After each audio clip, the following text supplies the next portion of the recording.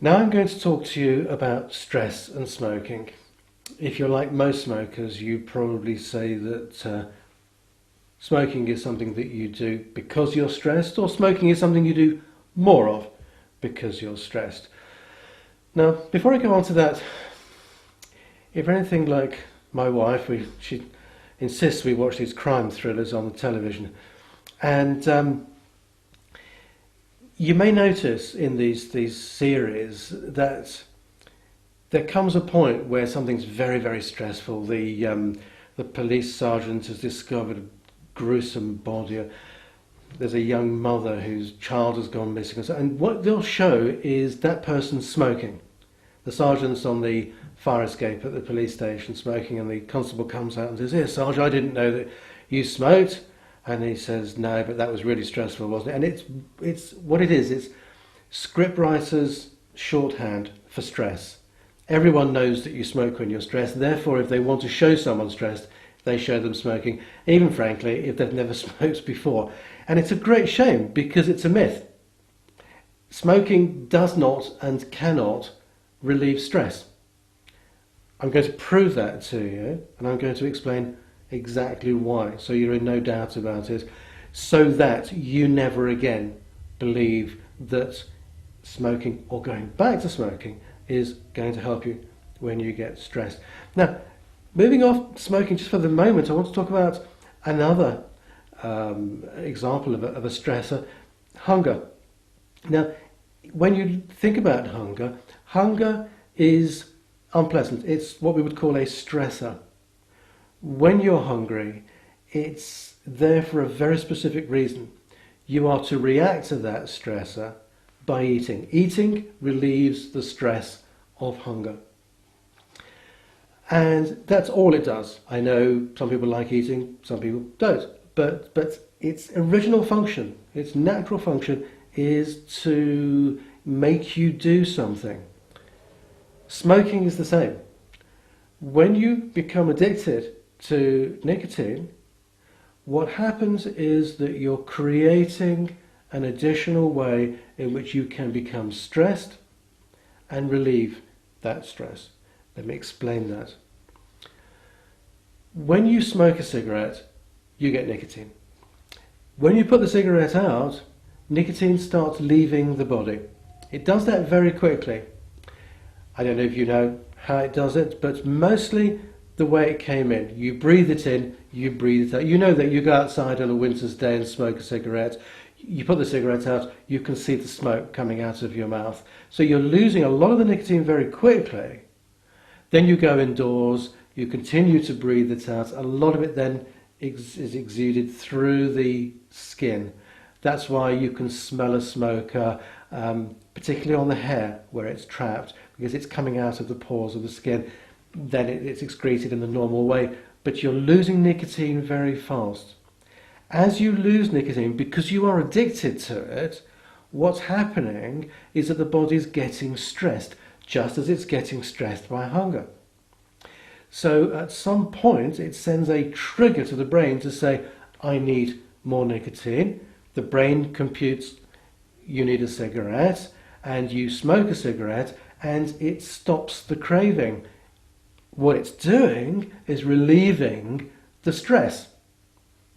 So what smoking is doing is creating stress and then relieving it.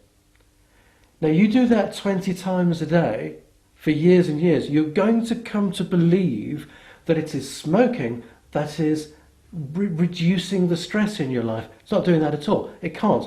There's nothing inherently in smoking that can stop you worrying about the car not starting, or a huge electricity bill, or any of the big things, the world things, the personal things that make you stressed and worried. Smoking doesn't change that. What smoking does is it relieves the stress of not smoking so that momentarily you forget about other things.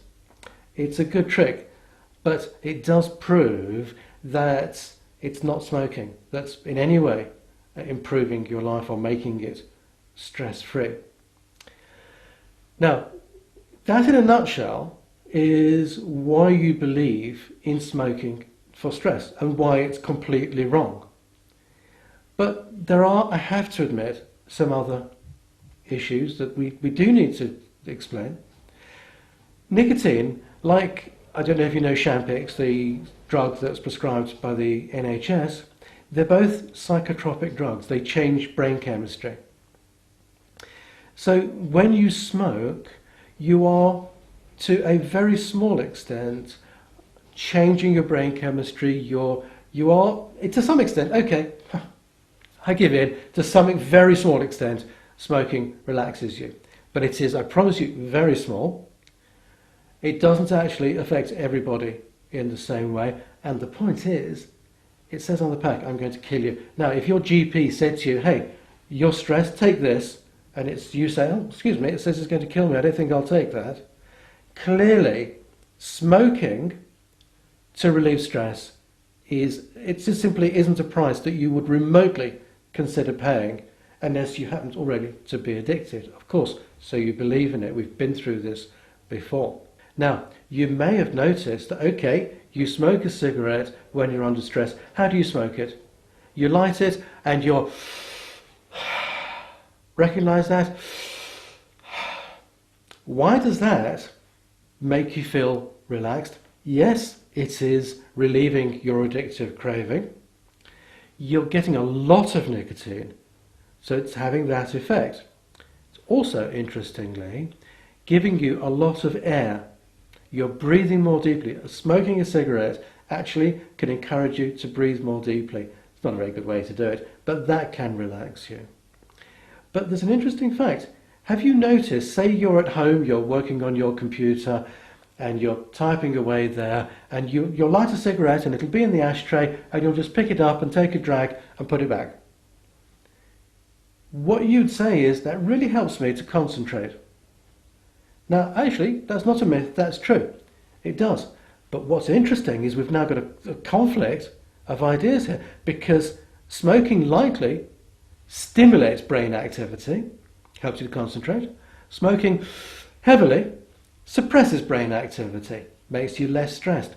How on earth can tobacco do those two things? Well, I tell you, it does. Because like all drugs, it has what we call a polarity. It works differently depending on how much of it you use. So you've learned over the years to use smoking to have these two different opposite effects. But hey, it's still a very dangerous thing to do.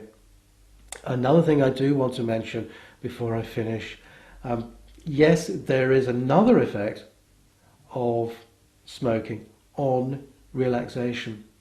When you light a cigarette, as soon as you start inhaling it, you replace about 10% of the oxygen that's in your brain with carbon monoxide.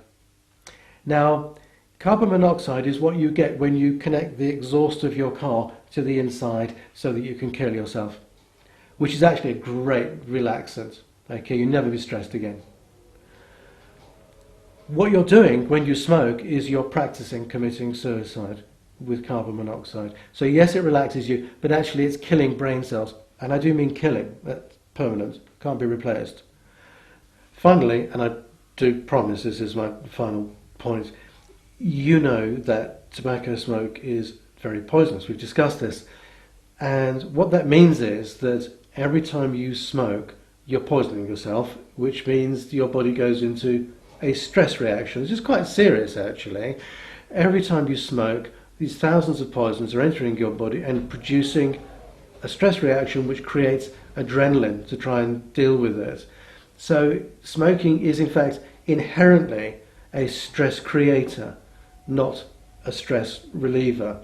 Now, if you stop smoking, I hope you're going to do that, you are always going to remember that you used to smoke more when you were under stress.